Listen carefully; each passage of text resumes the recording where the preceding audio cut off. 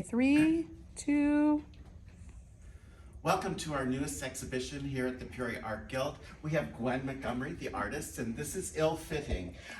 Tell us a little bit about yourself first, Gwen, before we start. Okay, I am an artist. I live in Champaign-Urbana with my wife and my dog and two cats and soon-to-be third family member. And yeah, my work has evolved from fine art printmaking into installation. I also have a background in theater and acting, costume design, and I think the theater stuff actually comes into the work more than I realize sometimes. Yeah, I teach at the University of Illinois in Urbana-Champaign. I teach in printmaking, but also some sculpture and textiles and all sorts of stuff. I worked with the grads there. Well, I think all of that experience and other opportunities that you have to express yourself are actually realized quite well in this body of work. Ill-fitting has a lot to do with material and with functional pieces of fabric that are sewn, done, whatever. And can you explain a little bit about the process? We have these wonderful, wonderful undergarments here, and they are so realistically rendered that, and yet there's a kind of a contradiction to them too, because I think people look at them and they wonder, what is the significance of clothing? Yeah, yeah, the skivvies here. So a lot of the things that especially with a garment-based work, I mean, the process specifically is a kind of relief printed collograph. So I'm printing from actual garments. In this case, I'm printing from a pair of boxer shorts. These are support underwear, but I'm also screen printing, so there's a couple of layers of screen print over them as well, to create a kind of combination mixed media print that's both relief or collograph and screen print. But in terms of the significance, I think a lot about objects and gender in my work, and especially my earlier collograph garment prints. I'm coming from this family of hoarders and people for whom objecthood is really an obsessive activity of gathering, and they really have trouble discarding things. And these are family members' garments. So it's partially, in the very beginning, I was thinking about memorialization, I was thinking about preservation, stopping time, and trying to have a reflection of a person or an event that felt more real than, so like looking at the image, looking at the underwear, printed in this way, I see it anew, I see it differently than I would if it was just the object in front of me. It's like I can re-understand it. But really it's also about this experience of growing up with women, my mom and people around me who had a kind of aspirational mid-century idea of what femininity looked like, and trying to figure out how I fit into those, to that mold of femininity, and whether that mold is constricting or whether there's room for other kinds of ways of being. Well, and I think also one of the things that impresses me the most is that the form that you get by this stark background, that it just pops and lifts off, but it is a form too. And there's texture to it. There's so many things. What kind of paper do you use to do the printing? And then yeah, it's usually a cotton rag paper, so some sort of like 100% cotton BFK or something like that. I know that's like printmaker world stuff, but it's something that can receive this really dimensional. Each detail is so exquisite. And then I love particularly this one. Now you have to help us put up the labels. But this piece here has these wonderful stockings. But then you've gone back into it and you've sewn. And I love that idea that you're combining the fiber arts with the traditional printmaking and just going beyond just having simply a stock photo, literally, of stockings that you think, oh, aren't those neat? But when you put that, and again, how do you choose the color? I mean, a lot of these have intense color to them. And Yeah, I don't think it's random. I don't. Yeah, I'm thinking about how, again, to understand my relationship to these antiquated ways of thinking about femininity and to queer that a little bit. I want the orange to be arresting. A lot of the colors that I use, I'm either relying on black and white and texture, really thinking about the relationship of texture to the page or to the human body, and color similarly, it has an embodiment or a physicality to it. When you're confronted with that bright of a color, it does something visually to you. Well, I think the arresting. other thing that people need to see literally in person is the idea, the pattern that you have. Place these on. There's almost like a little reverberation, Right, so to yeah. speak, when you're looking at them. Yeah. And then we have here the piece that is actually the announcement card piece. And here's a wonderful idea of pushing the boundaries of fiber art, because this is a wonderful piece of fabric and we have fabric that's screened onto it. But then let's talk about the fact that you made your own hanger. So Yeah. it becomes sculptural. Yeah. The fabricated steel hangers are a part of making something seem like trompe l'oeil, or playing with the idea of imitation, representations of imagery. So it's both a picture and an actual physical reflection of the real object pressed onto this quilting fabric, and quilting cotton being something that was really familiar, along with all of these undergarments, the slip shorts, the underwear, stockings, the kind of textiles or things that you would come across in the world of my mother and my grandmother. Well, I think the other thing is that these are also very common objects. And even the coat hanger, you've reinterpreted the coat hanger by making your own. And I think that that's just a little bit about your sensibility and what you owe to the image that you're making, I think. Now here's a traditional print. We're starting into you're doing a traditional print, but you have this unusual figure that you're doing it. And then Jeff and I chose to take one of your paper garments and just attach it so that it was like it's just hanging out with this individual. Let's explain a little bit, because we'll get into a little bit more of the full figure, but you started to incorporate this creature. Yeah, again, I think there's something about just the nature of touch and the power of touch. Collograph, because it's dealing with these real objects that you're often printing, there's something really powerful for me about being able to visualize touch, and how certain textures, you have almost an empathetic response to them. Your mind understands on some level what this should feel like, and so there's a kind of imagination or relationship with, although it's a flattened representational image, you can imagine your body interacting with that. And so this is printed from fur pelts. I started cutting up and sewing together and creating these creatures. I wanted more intervention beyond the found garments. I felt like the found garments were really relevant to my autobiography and interest in my family and their presentations of femininity, but I wanted a little bit of, to bring in some feelings I was starting to have that were departing from just that sort of hyper-feminine world.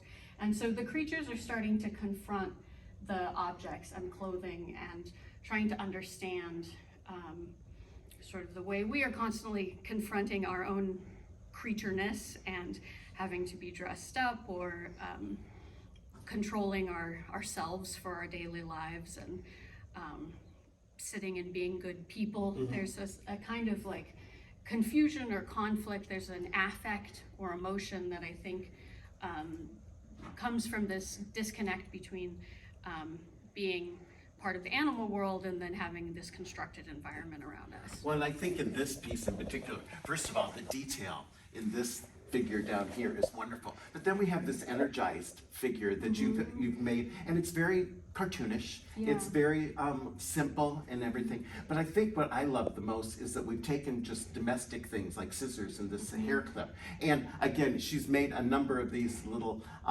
paper ribbons, bows, and we just out of whimsy, just clip it together so that it adds sort of a lightness and a humor to it. And yet we still have this very solemn looking person that's staring at us and everything. Now these two prints here are actual more like portraits because we have a head with a wig on it. We have different garments with it. And I think it really symbolizes the surreal kind of portraiture that you've done. And these are some of the first, actually, of the collagraph work when I was playing around with, like I said, playing with hyper-feminine figures and commemoration and trying to understand these women in my life and how they had created models for me. And these are actually portraits of a woman my mom worked for many years. So there's a specific woman, and she was this mid-century atomic era beauty. She was, you know, fairest of the fair where she lived in Tennessee, and was the kind of classic debutante.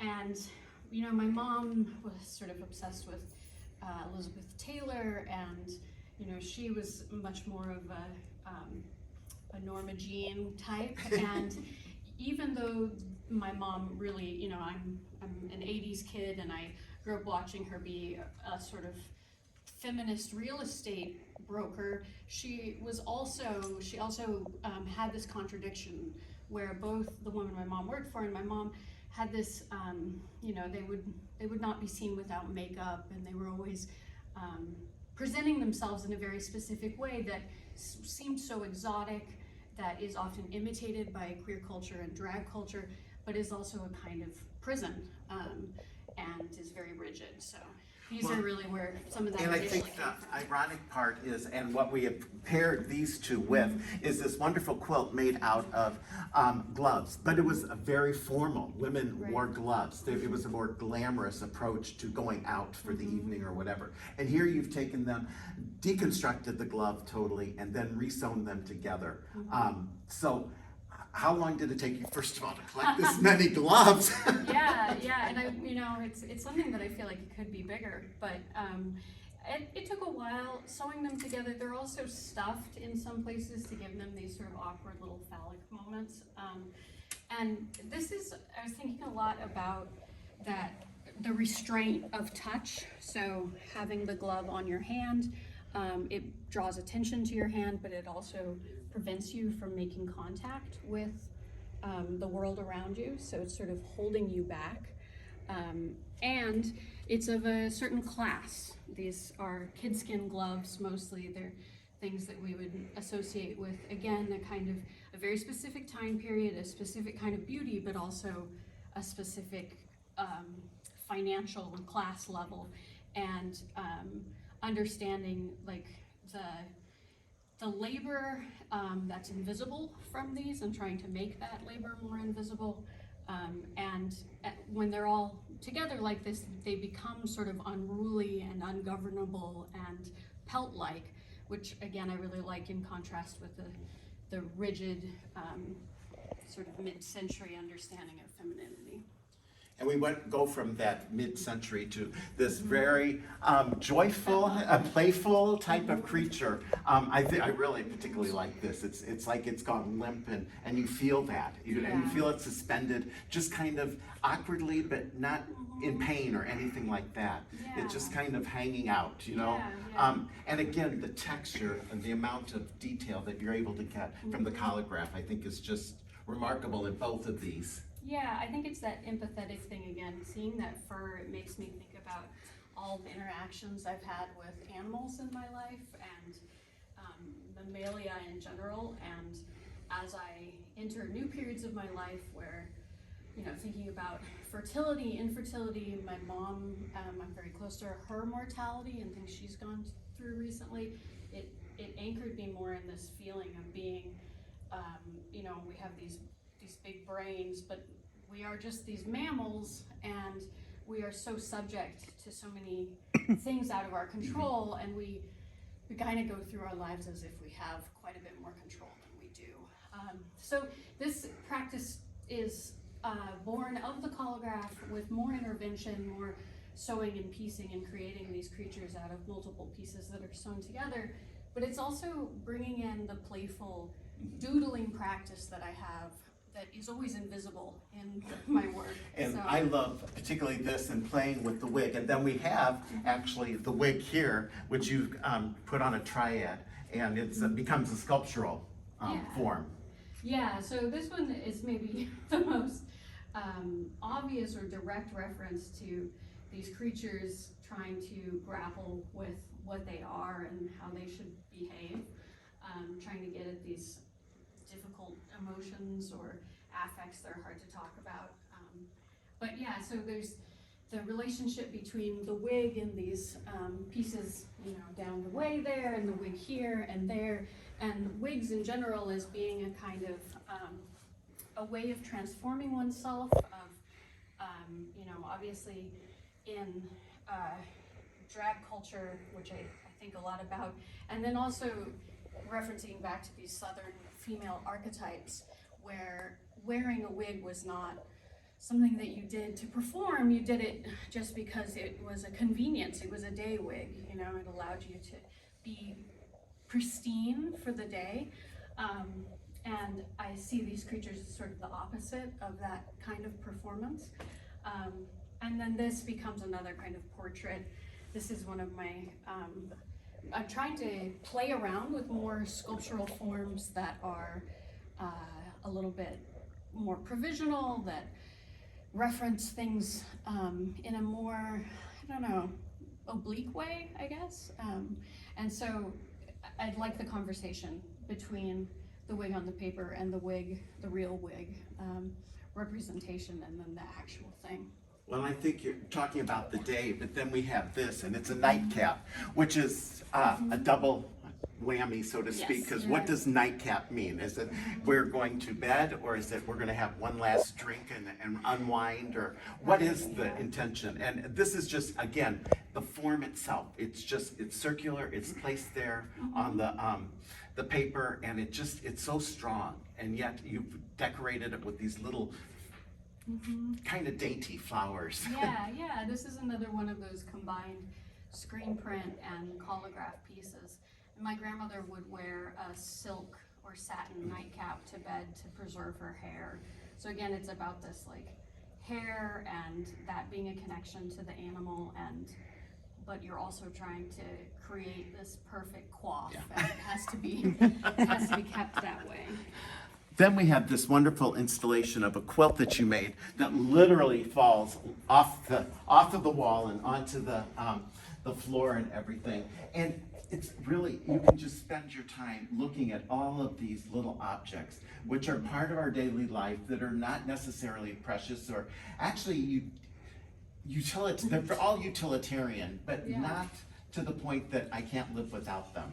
And you've done them in colors that, again, are very arresting, very eye-grabbing, so that you have this wonderful thing. And some of it is very traditional quilting.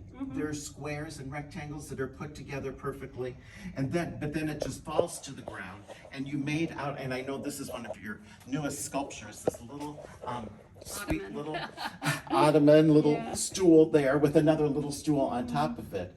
And it's uplifting because it's bright. But then you keep looking at all the different utensils, especially the hardware. You've got wrenches and things like that, clippers and things that aren't necessarily gentle or calming or anything like that. Yeah, well, and this is the junk drawer quilt, so it comes from all objects that were actually in my junk drawer. You might be telling us too much. So being in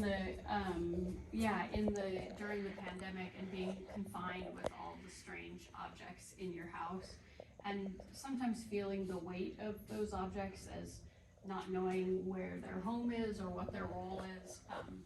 Just their physical weight, the fact that we're kind of weighed down by these things. This was made it started during the pandemic. It took me a little bit longer than that, but the objects are actually my own, so documentation of things that came out of this drawer of nonsense, which becomes a larger representation for a kind of mental space or way of mentally existing during the pandemic. And it was also a time when we were really struggling with infertility. There was a lot of uncertainty, a lot of anxiety. I mean, I think that some of the things that reference the pandemic are really straightforward, like the toilet paper wall. So yeah, some of the bright colors are to help create a sense of chaos and overwhelm. So it is both kind of celebratory and playful, but a little bit too much.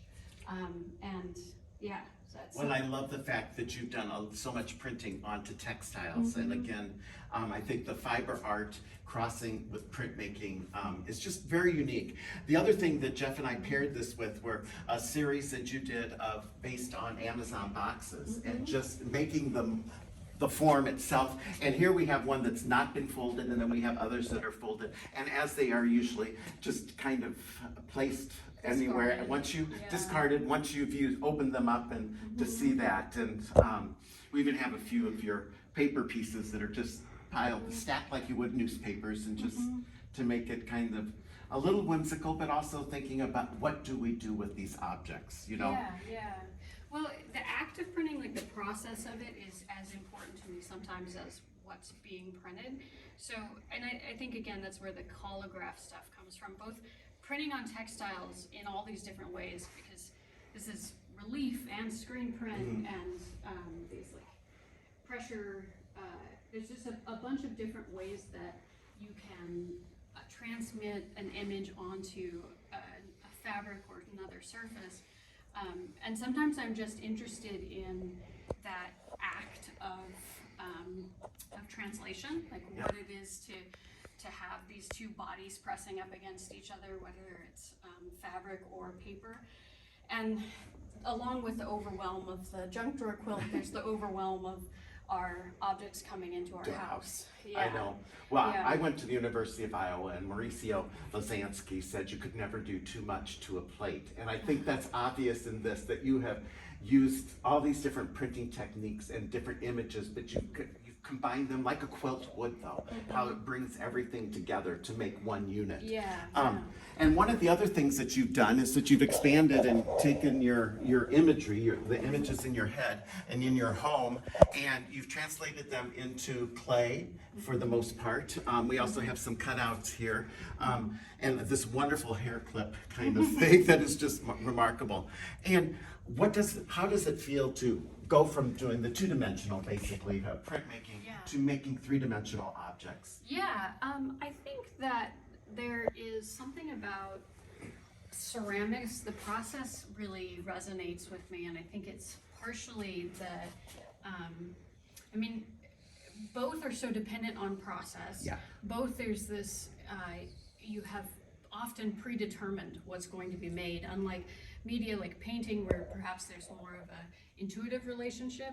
There's a predetermination, you're setting out to fulfill a vision. Often molds are used in a way that obviously really reflects printmaking.